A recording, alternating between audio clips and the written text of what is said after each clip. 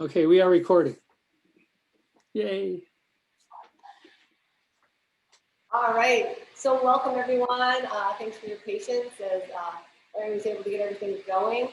Thanks for coming back. For those of you that were here, I did see a few faces and names I recognized from last month. For those of you that were not here last month, I'm going to start and introduce myself and some of my history, my experience, my sort of resume for you. Again, for those of you that were here, sorry, you're going to have to hear it again. I don't know where I left off or where I didn't, so I was sort of just chatting, so I'm going to sort of redo all that for you. But as Larry said, my name is Sharon Clay. I'm the Curator of Animal Programs here at Turtle Bay Exploration Park. With me tonight is Rachel Robot, and Rachel is a senior animal trainer here at Turtle Bay, and she's helping tonight with the bird friends we're going to have, as well as managing the camera and so forth and so on. So we're going to be doing stuff in tandem tonight. So you have the excuse here with me. So to get started, as Larry said, I want this to be pretty casual tonight. I'm just going to sort of chat with you a little bit about my life with birds. It's sort of an ongoing theme. I kind of call it my life with animals, now that I've expanded out from just birds into a little of everything. But working with birds for 30 years or so has really been, I don't know, a privilege, I guess, is an understatement. It has really fulfilled my life and made me who I am, 100%. So again, for people who have to hear this again, sorry, but I have a double undergraduate degree in biology and physical anthropology with an emphasis in primate behavior. That was when I started. I went to my undergraduate degree at the University of Buffalo, at SUNY Buffalo in New York. That's the general area where I am from, is that northeastern United States. And I was there, I started my career with big cats as an internship for a year at the Buffalo Zoo. And so that was really where my career started. And we got this confiscated leopard. And with this confiscated leopard, it couldn't go in with any of the other cats. It had been declawed. And this was, we're talking the early 1990s, 1991, I believe it was. And at that time, there wasn't a lot of animal training happening. It was a lot of elephant shows, there was elephant training, there were bird shows, and there was a little bit of cat training happening at the Cincinnati Zoo, and that was really it. Besides that, you didn't see a lot of wild animal training happening in zoo-type facilities. And we had this cat, and they didn't know what to do with this cat. They had no idea what to do. So basically, this head keeper there said, you know, maybe we should train it. This is a 6-month-old black leopard, and at the time, it was believed, you guys are sure all out there remember, can't train old dogs with tricks, and 6 months for a wild cat was considered very old, and that it would be very hard to train. But this keeper really wanted to try because this animal had no other purpose, couldn't put it with anyone else, it was going to have to stay in this holding area, and she just wanted to give it a better life. And so I was there one day in my internship, and she turned to all the other keepers and she said, I think we should train this cat. Who wants to train the cat with me? And you know, when I look back now, I can't even believe that nobody wanted to do it. I'm like, all of them were like, no thank you. No, back, no way. And here I was, this little 19-year-old intern, and I'm like, I'll do it. Why not? And so I came in multiple times a week after classes, and we trained this black leopard. We trained it to jump from table to table. We trained it to walk on a leash. We trained it to sit. And we trained it to roll over. Black leopards, you can't see their spots, but they do have spots. Their belly is creamy, so you can see the spots. We trained them to roll over so people can see her belly. And we took her to schools. We took her to my university science club meeting, and we started doing some education with her. And as I said, I was all of 19 years old, and I said, this is what I'm doing. For the rest of my life, this is what I'm doing. And so here we are, a long time later, 30 years later, and I'm still doing it. So that's pretty much how it all started for me. So I went from there, I went to graduate school because I realized that I needed a little bit for. So I went to graduate school at Tennessee, University of Tennessee, Knoxville, where I went to school for ethology, which is the study of animal behavior. And I got out of school and I said, okay, I want to go get a job with big cats. And I brought myself down to the Knoxville Zoo and I walked in and I wanted a resume and I wanted to, an application, and I was going to apply to be a big cat keeper at Knoxville Zoo. And they said, yeah, good luck. There are no jobs. We have our 3 keepers and they're not going anywhere. And all of my job opportunities went right out the window. Talk about boxing yourself into one thing. And that was it. I was like, what am I going to do now? So this position opened up at a place called the American Eagle Foundation in Pigeon Forge, Tennessee. Anybody out there? I know you guys are, most of you in your cameras off, so you can't tell me. But Dollywood and is in Pigeon Forge and Dolly Parton's theme park, and she has this giant mountainside. It's called Eagle Mountain Sanctuary, and it houses all these non-releasable bald eagles. And they have this little stage where they do bird of prey educational shows at the theme park. And so there was a position open at this organization, the American Eagle Foundation, and I'm like, all right, I'll apply. What am I gonna do? So I applied and I'm offered the job. And all I remember was saying, why am I going to take this job? These are birds. These are birds. What about birds? And who wants to be around birds? Like, cats eat birds. It was pretty much my entire relationship with birds, was cats eat birds. And so I had to convince myself to take the job. I was like, well, these aren't just birds. These are predators. These are carnivores. These are big cats with wings. And I pretty much, okay, and I convinced myself to go ahead and take the job. And pretty much the rest is history. I fell in love with the birds of prey. And when I first walked into that place, that facility, I literally, no joke, you guys, I couldn't have told you the difference between a robin and a kestrel. They're about the same size, they had similar colors. That was about it to me. What did I know? And so it was quite the lesson and such an eye-opening experience to see that not only are birds diverse, birds are fascinating, they're fantastic, they're predators, they're prey, they've got these displays. I mean, they're just phenomenal animals. But what really got me and what has me forever to this day is how every single solitary bird has its own personality. Just like us. There's no two that are exactly the same. Every bird has its own personality. And so I was hooked. I learned how to do wildlife rehabilitation there on birds. We did bird rehab with birds of prey. We did raising bald eagles. We puppet raised them and released the young into the wild. I learned how to do educational shows. So I did the shows at Dollywood, and I learned how to do positive reinforcement animal training. And so I learned all of that in my 6.5 years there. It was phenomenal. I wouldn't take it back for anything in the world. And it was grueling, you guys. I mean, it was grueling. I worked 13 hours a day, 6 days a week, salaried minimum wage.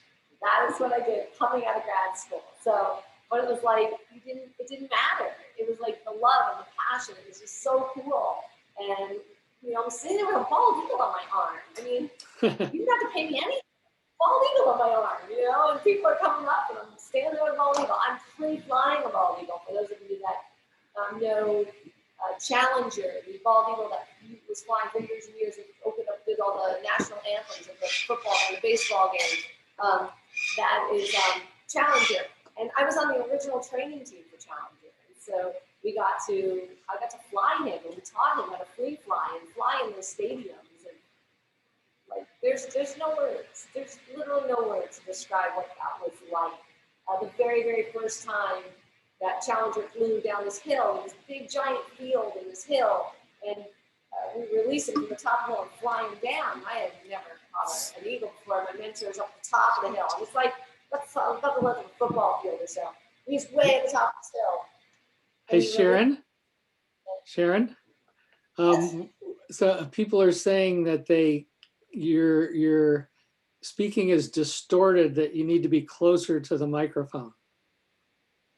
Okay, I can do that. We can change the camera and I can move up. That's fine. I mean, you can move the camera up. Is that better?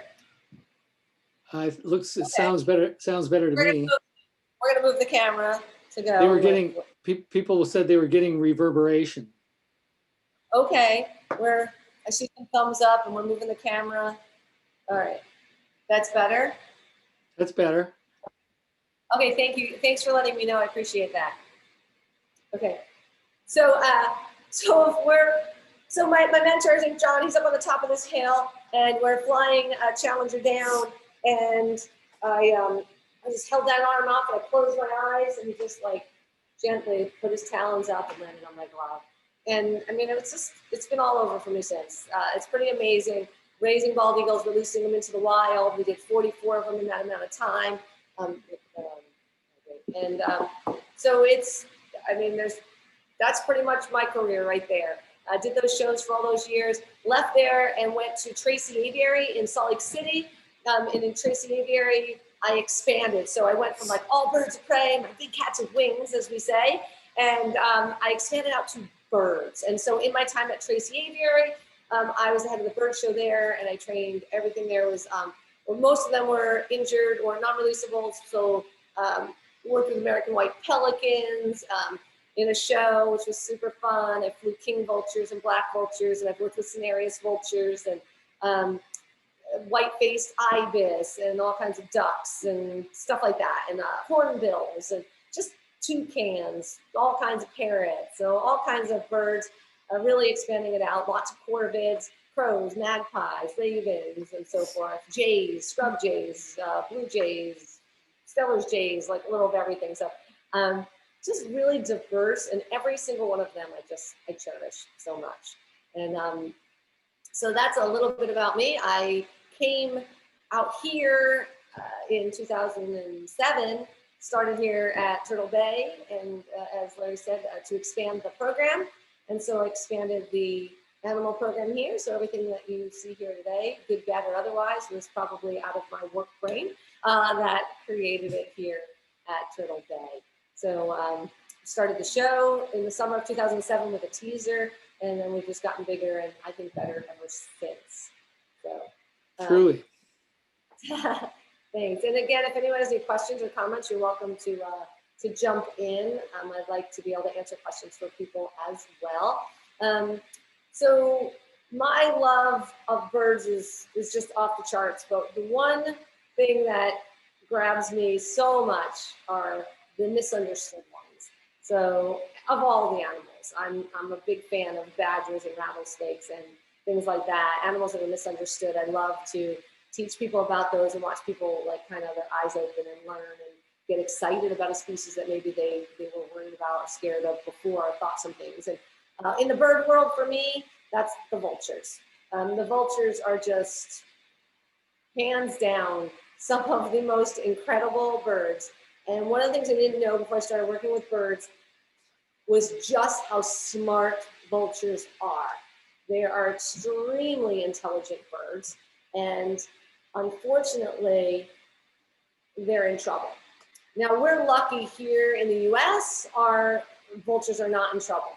We have the turkey vulture and the black vulture here in North America. We do have the California condor, which is actually, so I shouldn't say no vultures, they are a vulture, but they are in the recovery stage at this point. But in other parts of the world, vultures are in serious, serious trouble. And I was gonna just kind of briefly let people know about it in case people didn't know about it. And then I would introduce everybody to my one and only longest male relationship. Yeah, he's gonna come out and visit us in a moment. But let me talk a little bit about some of his relatives over in Africa and in Asia. There's two vulture crises happening right now, parallel, unrelated, both just as dramatic and drastic and troubling. So the one in Asia, the Asia vulture crisis started in 1990. From 1990 to 2000, I do have some notes here I might have to glance because I will admit that I don't You know, this isn't my area of expertise as much as I know and follow it. So I might glance at some notes a little bit here to make sure I'm not missing anything or giving you guys any misinformation about it. Interestingly enough, I was at a conference just last week, a virtual conference, and they did 2.5 hours on the Vulture Crisis. And I'm going to try to sum it all up for you guys in 10 or 15 minutes.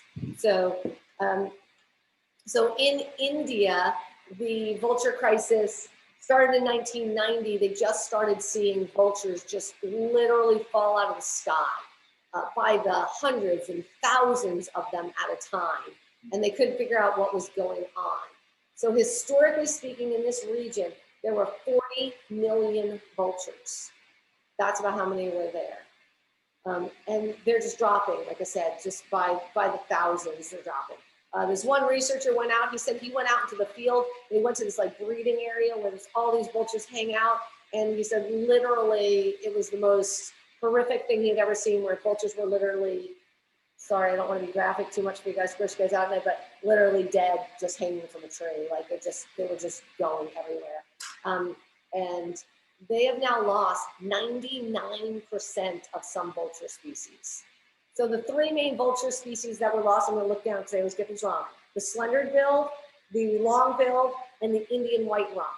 And they were hit so hard that they lost 99% in just those 10 years, from 1990 to 2000. So the research, of course, started everyone frantically, all the researchers, biologists, trying to figure out what was going on. And they were really struggling because anything around the area all seemed fine.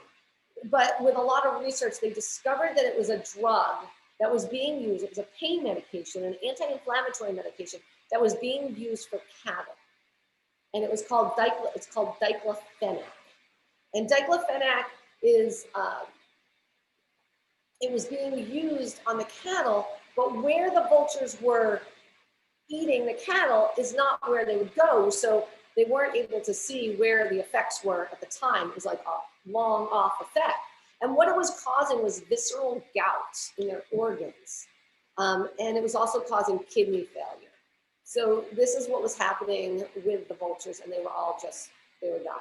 Now, it's really interesting that diclofenac is toxic to vultures because vultures are known to be able to digest anything and everything.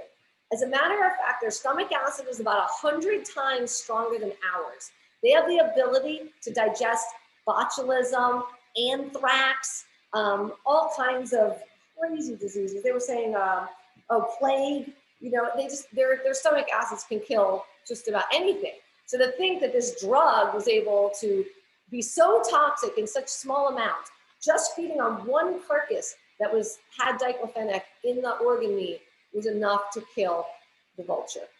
And normally, a group of vultures would completely get rid of a carcass in about 20 minutes. That's all it takes. So if you have a dead cow, their cattle dies, 20 minutes, that cattle's completely gone.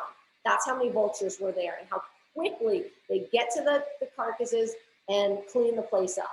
This is an important point that I'm going to get to in a little while, so kind of remember that, how good they are.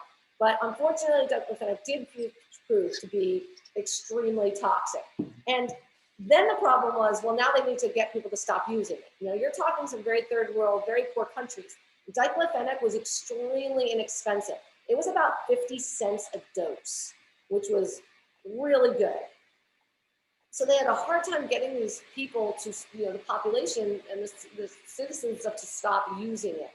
Understandably so, this is their livelihood. They want their cattle to be healthy, their cattle having problems, but they really needed to get them to stop using it. So in 2006, diclofenac was banned finally in 2006.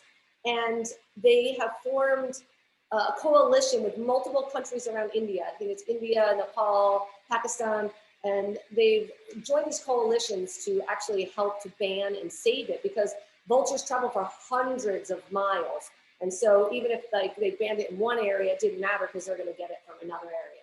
So it's super important if you think about things like around here, like our DDT problems that we were having. We could ban it here, but she's in South America, if they get it on their migration. So similar idea that's been happening over there. So they've really been working together to do that. And then something really great happened. this company in Germany was the makers of a drug that you guys may know called meloxicam. So meloxicam, we use it constantly here at Turtle Bay. We use it all the time. An animal has the littlest, like, looks like their wing is not working exactly right. They look like limping. Who knows? Like the littlest injury, they get meloxicam. Boom, boom, boom. Well, meloxicam was created by a German company, and they realized that the meloxicam is not toxic to the vultures. It's one of the few. There's others that also were. And so this company released the patent so that they could get the prices down, so that they could start getting people to use the meloxicam instead of. And it's got a lot of names now. Metacam is another one you'll hear use, Metacam, meloxicam. And so luckily this company actually was extremely conscientious and released that patent and put these vultures' life and the health of citizens over their profits. And that was, I think that's pretty amazing, actually. Great. So some of the ramifications that's super important about this with this crisis over there is that we were talking about how fast they're able to clean up these carcasses. Well, there's a very important health crisis that has followed the vulture crisis, because vultures are considered a dead end pathogen. They're dead ends for pathogens. So when they eat these, botulism, rabies, and anthrax, their stomach just kills it. It's gone. Vultures are extremely important in keeping us healthy. So without them there, what's happened is feral dogs have come in, rats have come in.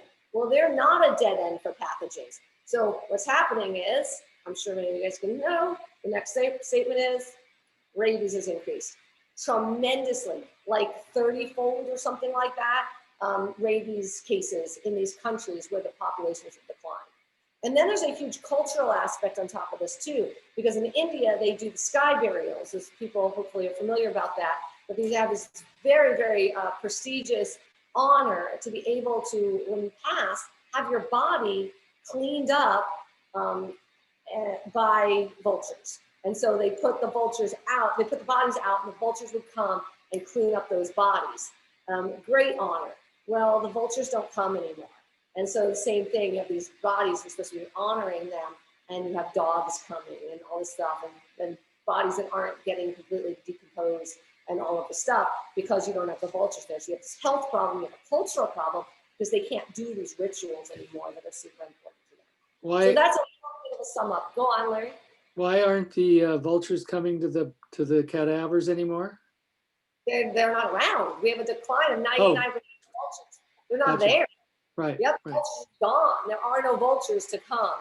I went to Uganda a few years ago, and I saw like 5 vultures the entire time I was there for 2 weeks. It was like horrible. We saw carcasses, and there'd be storks. The marabou storks were kind of doing the job of the vultures because there were no vultures. Pretty sad. So that brings me to I'm going to try to quickly go through a little bit about, so you can bring up my friend here, the African crisis. So the African crisis, they have diclofenac and they have some other problems similar, but the 2 biggest problems that you're having, actually there's 3 really big problems that we're having in Africa. And one is like a 2-part, it's poisonings. And the second one is collisions and electrocutions. So the poisonings is the big one. So the villagers are concerned, a lion comes in, kills one of their livestock. They don't want the lions around. They want to poison some meat. They put out poison meat, hoping to poison this lion. And then what ends up happening is the lion doesn't get there first, because who always gets there first in dead carcasses? The vultures. And one poisoned carcass will kill up to 150 vultures in shot. That's how many vultures would come down. So again, they're finding just hundreds. You're finding this carcass, and you're seeing like hundreds and hundreds of vultures just laying dead around this carcass. And I'll have to look this one up because I always forget the name of it, but the pesticide, it's a pesticide, and the pesticide of choice is called Furadan. It's Furadan, if anyone wants to look it up. And that is what they're using to do this. And so they're really working on that. And then the other part that to me almost makes me just cry every time I talk about it are the poachers. So poaching is disturbing enough. Again, when I saw, if anyone's been out to a safari, you see an elephant up close in the wild, and it's like, how does anyone hurt you? How does anyone kill you? It just, I couldn't even get over it when I was there. And what these poachers are doing is that they would kill these elephants, get the tusk, and then the vultures would come in to clean it up. And so the vultures would start soaring around, and it was alerting the authorities. And they were saying, oh, there's all these vultures. They'd go, they'd find it, and then they would capture them. So, of course, poachers are going to try to get away from that. So now they poison all the vultures. So they poison the vultures so that they can so they can kill the elephants so that they cannot get caught. And again, we're having, there's now, I think it's 89% of all vulture species in the entire continent of Africa are now endangered or critically endangered. So this is a serious thing. And again, on the good side, they're starting to create laws that makes the crimes a lot, hold a higher penalty. They are creating consortiums and working together. There's a program called SAVE. They're working together with all these 9 different countries in Africa that are working together to stop this. The other thing that poachers are doing is that they are taking vulture parts and they're selling them for witch doctors. They have this belief that vulture parts bring them a lot of good luck, a lot of health, and things like that. And so not only are poachers killing them for saving to keep them from being detected, but they're also doing it to sell these magical parts. And so they're trying to do a lot of education and things like that to stop all this. They said that during COVID, you guys, the vultures being poached for medicine went through the roof because they have the belief that if you are given a vulture part, you are protected from COVID. So that's just kind of added to the whole thing. So on that, I'm going to bring out my vulture friend so that you guys, we're going to take a quick second to move this table back that I was kind of sitting on because he doesn't like it. So we're going to back this way up. So we're going to go all the way back. And we're going to move our camera. She's going to grab him, and then we're going to turn the camera down. I'm going to kind of be on the ground with him. He's more comfortable when he's on the ground. But I'm going to bring him out, and we can talk a little bit about him and my life. If you guys have any questions or comments while we're setting this up, you can feel free to raise a hand, or I think there's some chats. I don't know if you wanted to see if there's any of those chats. Yeah, Robin Purdy asked if Turtle Bay has an internship program for college students. That's really great. We do internships. We do a volunteer program too. We have a teen volunteer program, and I'm most proud of. One of the things people ask what's the thing I'm most proud of in my entire career, and it's usually my teen volunteer program. It's just fabulous. We have teens, we have adults. Just gonna move this down so I can do this. Okay, we're gonna go down a little farther. She's gonna be here. There we go. I think that'll be good. We have to move it. I think that's probably good. So, and then we do internships. The key with internships for us, I'm going to try to talk louder. Hopefully, I'm a little farther away, so let me know if they can't hear me there. But with our internships, you have to be getting college credit just because of California labor laws and so forth. But otherwise, we will. All right, can you move the camera for me? So this is Ned, and as I was saying before, Ned is my longest male relationship. You may ask how we know that he is a male, and I'm going to tell you because I said so. We have never sexed him. He has never laid an egg, and he's my boy, and he'll forever be a boy, and that's it. That's how we know, because I say he's a boy. We don't really know, but like I said, I just don't ever want to do it and find out otherwise. I think I might be crushed. Someone asked me once, what does it say about you that your longest male relationship is with a vulture? I say I have good taste, that's for sure.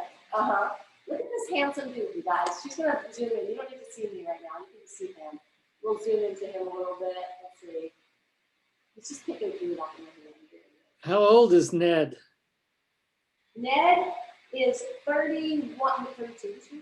32. This spring, he'll be 32 years old this spring. He has been with me, I've been with him for 30 years. He's been with me since the beginning of my career at the American Eagle Foundation. Technically, he's still part of the American Eagle Foundation's permit. He's on loan to me. When I left the American Eagle Foundation, Ned didn't do really well with some of the new trainers. He has a lot of fear of strangers. And so Ned coming back, he's leaving. Rachel helped him back. He was not doing well. He has a lot of fear of strangers. He wasn't doing well with a lot of new people. And so they asked if I would take him. So basically, wherever I go, Ned goes with me. So when I went to Tracy Aviary, he came with me. And when I came here, he came here as well. So that's his deal. Ned's story is a little bit of an interesting one. He was found outside of Nashville, Tennessee. And he had a swelled head. He had a virus that had his, that he was wondering about. He's got a... So Shelley asks, what country is Ned from? I'm sure he's probably from the United States, huh? They're from, so he's called a black vulture, related to our turkey vultures that we have around here. But the black vulture is found in the southeastern United States, all the way west to the very, very tip. They're found in California. They're actually considered California native because occasionally you find them. But for the most part, you find them mostly out like Texas and then east from there. And it's like snorting right now. You guys, I need your advice. Isn't their tip of their beak kind of sharp? Yes, the tip of his beak is very sharp, but he's being really gentle. He's just like picking some meat out of my hand. So that I can keep him in one spot. Otherwise, he just wanders around. We let him just wander around this building here. We're in the middle building at Turtle Bay right now. He just wanders around. But if I want to keep him right here, there must be food involved. Otherwise, he's curious and goes elsewhere. But his story, he was in Florida. Either you or me, and you're better. So he had this swelled head. He had a virus that his head swelled up. And so he was in rehab in a center in Tennessee, in Nashville. And when he got all better, they released him. And the next day, he was back at the barn facility. He was back at the facility. So they caught him back up. They sent him back out. And he showed up again. And they did this multiple times. And finally, the last time they decided that he was just for some reason, he was like, oh, people, they're going to help me. I don't need to go back out in the wild anymore. You guys feed me. And so he's not an imprinted bird. He's too old for that, but he was a habituated bird. And so you can't send a vulture out like this out to the wild that's habituated. There's no way that he would survive. Probably, unfortunately, someone would have shot him if he flew up to them. People get pretty scared of a big black bird with a 4-foot wingspan coming at you. So that's his story. So he couldn't go back out into the wild. I like to tell people now that he still has his swelled head. Are they smaller than a turkey vulture? Actually, he is actually bigger than our turkey vulture here. They are similar in size. They have about a similar wingspan, but their body structure is very, very different. And so these guys in the wild, like I said, they're found in the southeastern United States and down into Central and South America. And what happens is, you guys know that the turkey vulture has an excellent sense of smell, right? One of only 2 birds that's really known to have an amazing sense of smell. And so they have the good sense of smell, but they don't have as strong a beak. And they're also much more skittish. The black vulture doesn't have the sense of smell. So the black vultures fly with the turkey vulture. So if you ever go like down to Florida or anywhere in the southeast or Texas, you can look up and you will see turkey vultures, and then you'll see a couple of black vultures. So turkey vultures will be in the big group, and then a few blacks following along or mixed among them. So the turkey vultures find the food. Black vultures are more aggressive. They head down, chase turkey vultures off the food, and they get to eat first. Now, if you take that down into Central and South America, there's another layer, which is the king vulture. King vulture, king of all vultures, they have a really, really heavy beak.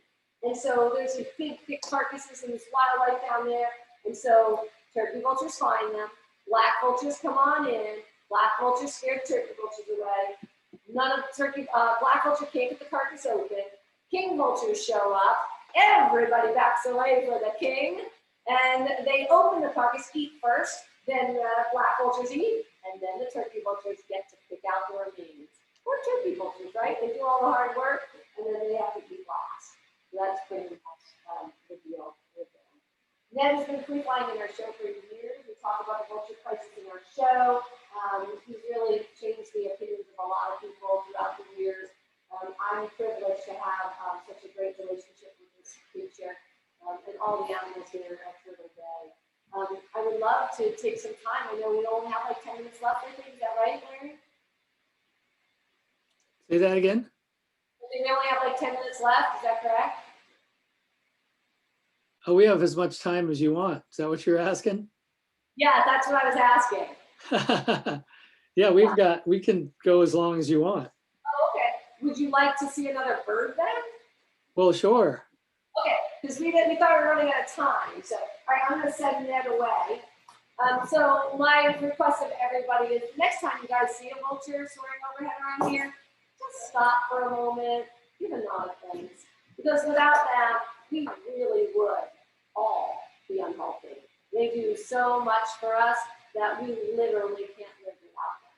So that's my little vulture spiel for everybody today. All right, we're going to lift the camera back up for Rachel's running. She's doing the camera and getting the birds for me. She's getting her workout right now. All right, so she's gonna let me stand up so you're not looking at my feet. I'm gonna go with the camera. Here we go. All right.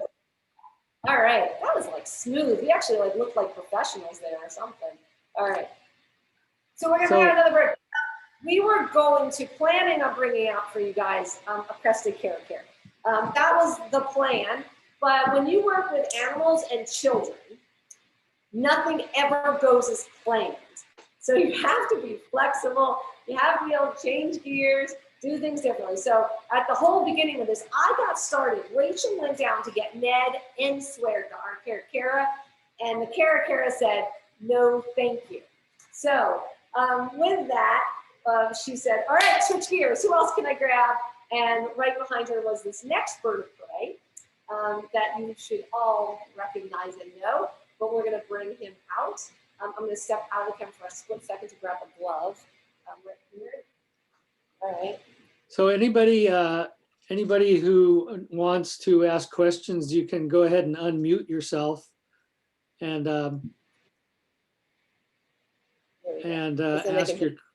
ask your questions one at a time.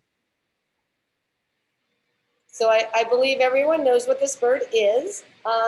He's not like moving. I swear he's alive and real. This is Cricket. Cricket's a barn owl, and he has been with us since he was about 10 weeks old or so. He might jump a little. We're in the mill building that looks a lot like a barn, and he likes to try to jump up to the rafters, but then after a second we realizes he can't go to the rafters, he'll stop and he'll hang out. Do you want to turn around so I can see you?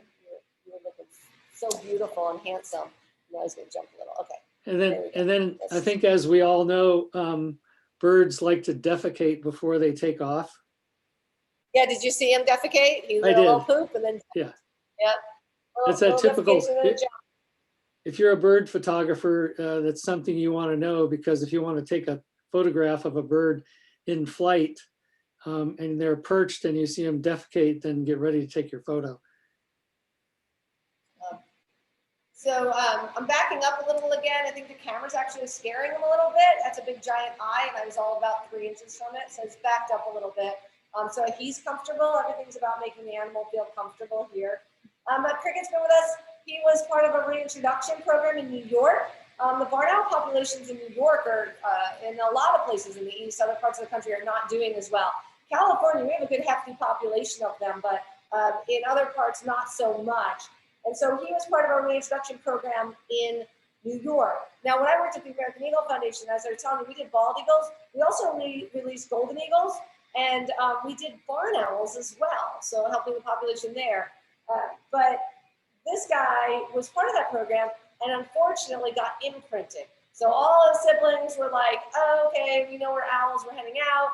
And Cricket here didn't act like any of the others, and they realized that he probably shouldn't go back out in the wild. So they sent him to us at like 10 weeks old, and he free flies in our animal show as well. Barn owls are just, they're one of the most unique owls because they are everything any owl is multiplied by tenfold. So great hearing, yeah, they make all the others seem deaf. Their hearing is absolutely phenomenal. And one of the reasons they have such great hearing compared to the other owls, of course, the facial disc is what gives owls their good hearing. But with the barn owl, and if you want to zoom in on his face real close, you might notice the facial disc is split down the middle. So this split facial disc actually allows them, so there's a split right down the middle of the facial disc. You might be able to see it right here. And so that split allows them to move each side of their facial disc separately. And so they can direct the facial disc to help with their hearing. So they have the best hearing out of all birds using that. And they do most of their hunting, over 70% of their hunting, just by listening. So that's a pretty incredible adaptation and characteristic of a barn owl. Now, most owls do need some light in order to hunt, even though they do most of their hunting by listening. And they have that incredibly large eyes that allow them to absorb any amount of light. Most owls do not hunt if they're not in a city area where they're getting other lights. But if they're in a very rural area where there's not a lot of ambient light, they don't hunt on nights without a moon. They need at least the light of a moon to hunt. But they've done a lot of studies now that show that the barn owl can actually hunt in total darkness. So they need no light at all, hunting just by listening. That's just phenomenal. And of course, we know they have silent flight because of their feathers. I don't know if we can zoom in and see those at all, but the edges of their feathers are softened along the tips, and it allows just enough light, enough air to pass through that they literally don't make any noise. I don't know if you can see that. It's one of the reasons why owls look so soft is because of these frilled and softened feathers that help them with silent flight. So I love talking about owls. I know that myths. Yeah. you were saying that we have plenty of barn owls in California. There are a lot of grape growers and other farm type areas that are putting up barn owl boxes. Do you think that's one reason that that we have so many barn owls here? Yeah, I mean, I think that's one of the things we tell the public and we tell people all the time is to please, if you have any land at all, if you have, make, especially in this area in Northern California, make a barn owl box, put up a barn owl box. You can get the dimensions for a proper barn owl box online and put them up and help those barn owls because, they just don't have as much, they're cavity nesters and it's making a huge difference. Just as you guys know, I mean, you guys are Audubon, you know how much these boxes are helping a lot of species, and it's definitely helping the barn owls as well. One reason I love talking about the barn owl and owls in general is I love talking about the contrast. So we talk about myths. I love talking about myths with animals. We always say the wise old owl, and I was talking about the vultures, and the vultures are so charismatic, and the vultures are so smart. Like I can train Ned, that black vulture, to do something in a week that it takes me 6 months to train an owl to do. Wow. So we'll let you guys chew on that for a little while. Do you have a question? Sure. This is Marty from Shingletown. I have at least 2 or more great horned owls in my area here.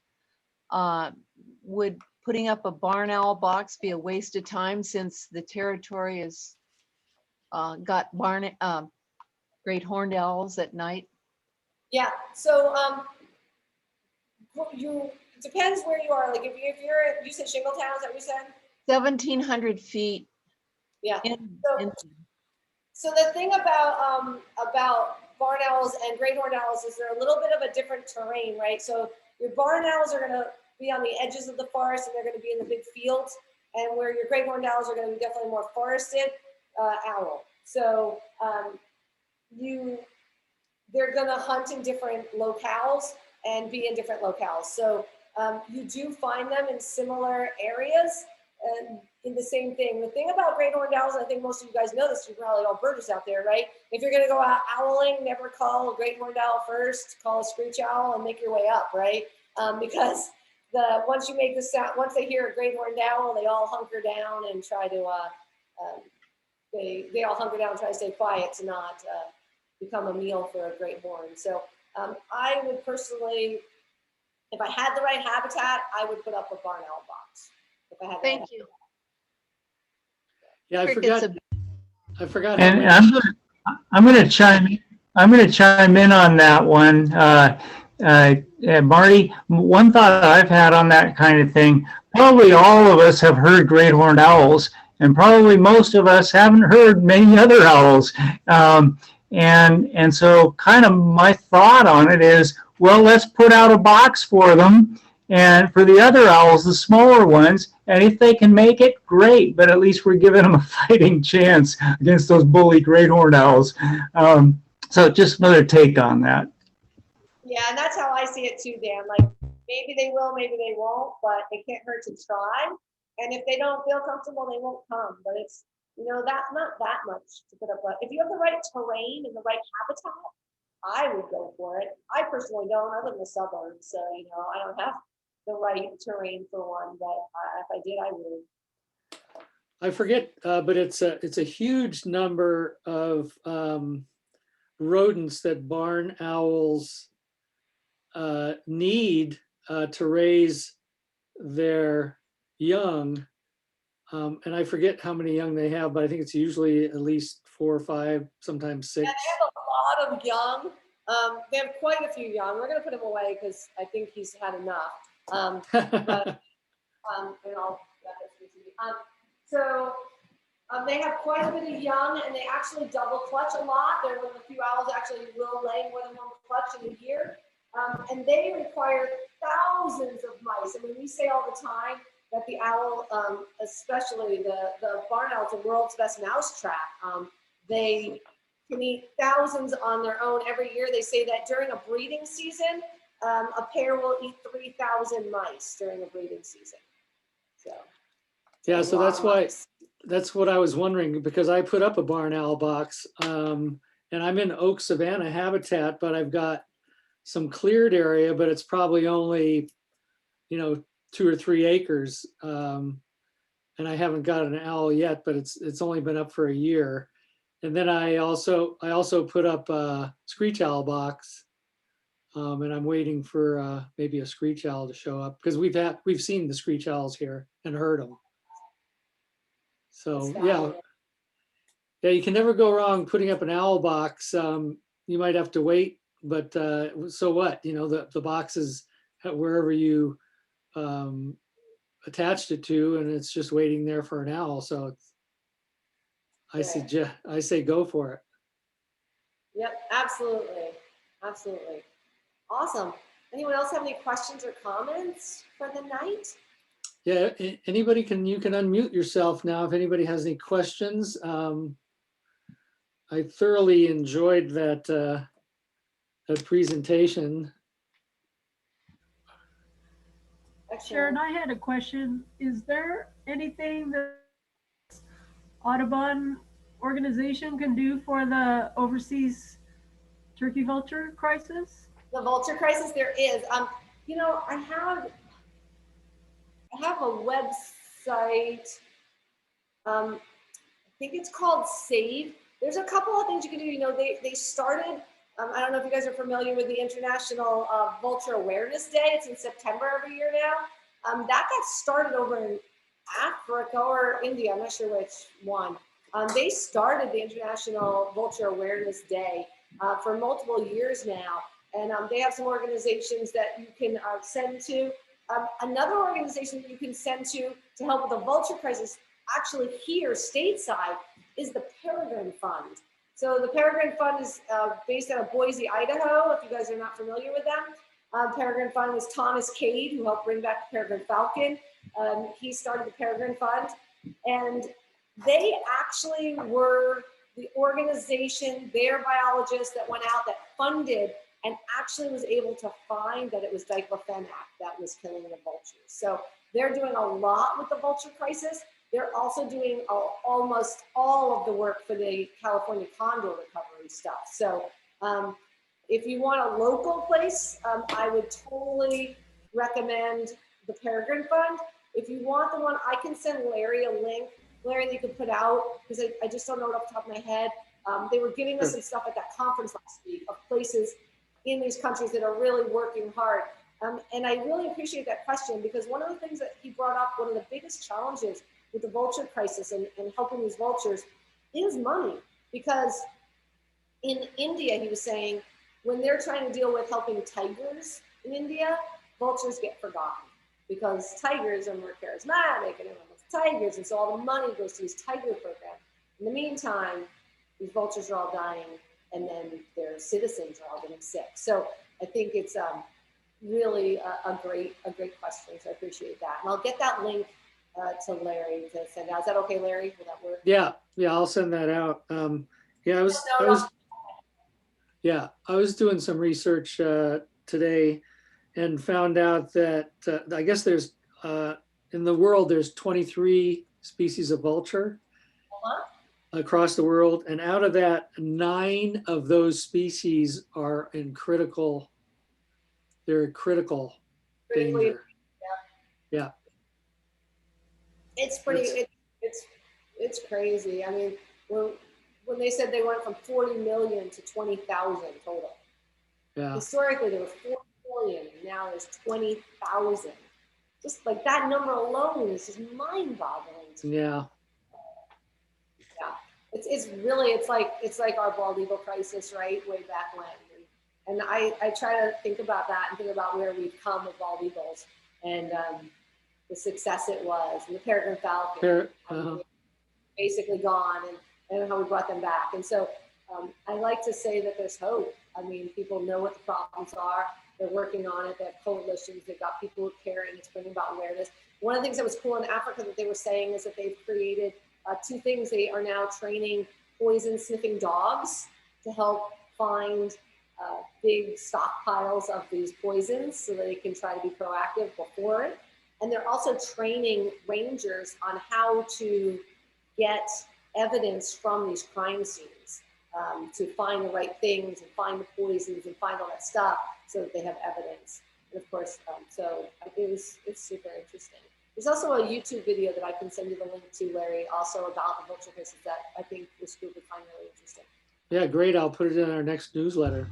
You know, another front on the saving the vultures thing. This isn't the African or Asian crisis, but for our one of the 9 that's critically endangered, the California condor.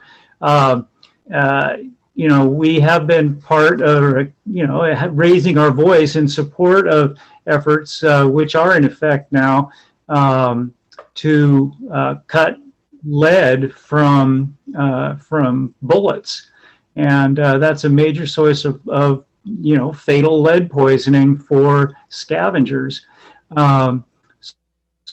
So that's one thing that's happening. Another, and I don't know any details on this, but apparently the Yurok tribe up here in Northern California, Southern Oregon, is working toward, it's one of other efforts too, but toward establishing a California condor population in this area, up in the Klamath area.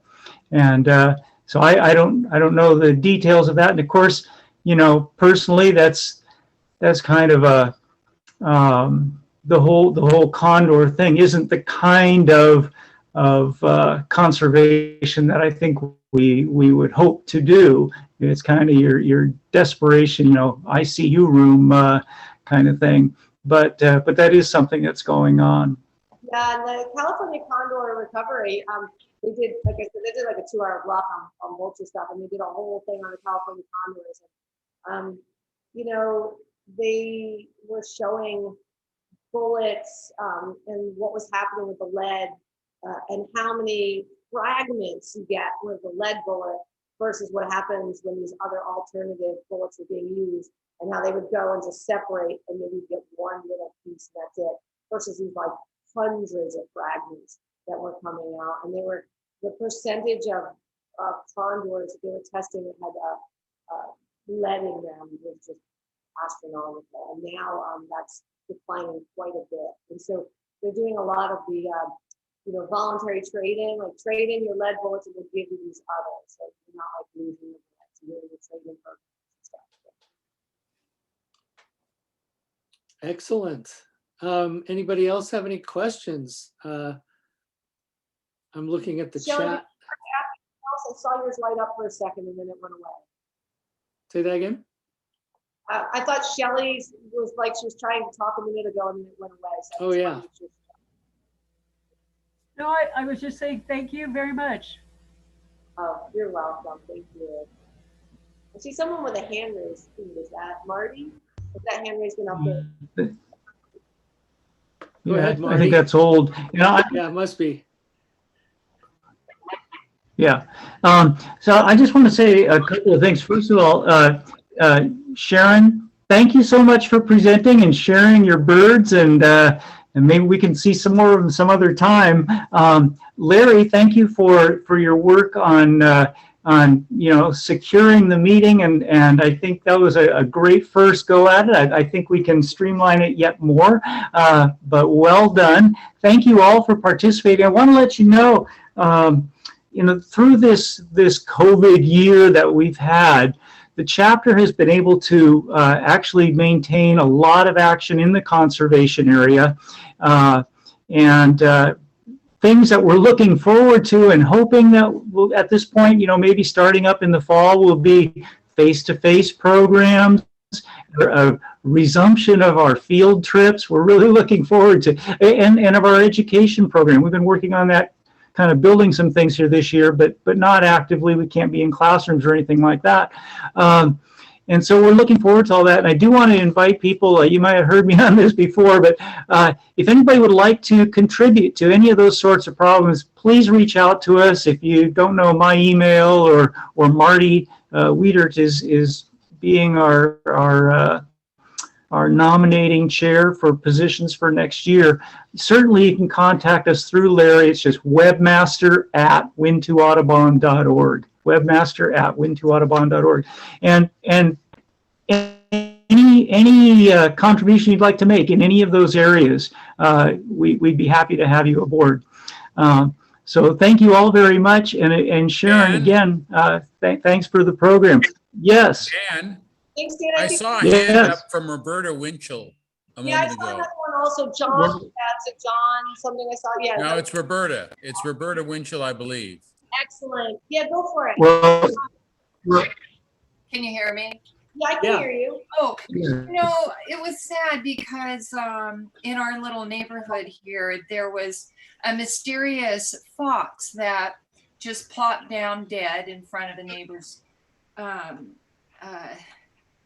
yard, and there was no bullet. They had the animal control come out and look at it, and there was nothing. I mean, you would probably come to the conclusion that it was poisoned.